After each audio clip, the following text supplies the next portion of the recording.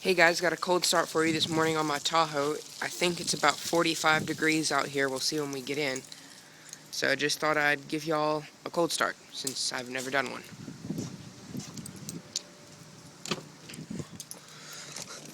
And it rained a bit last night. That's why the wipers are up like that.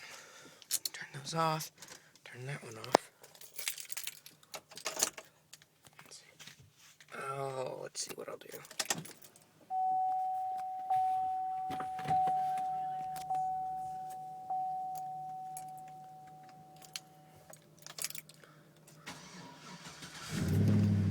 It is a little slow when it's cold. I think the battery's going weak.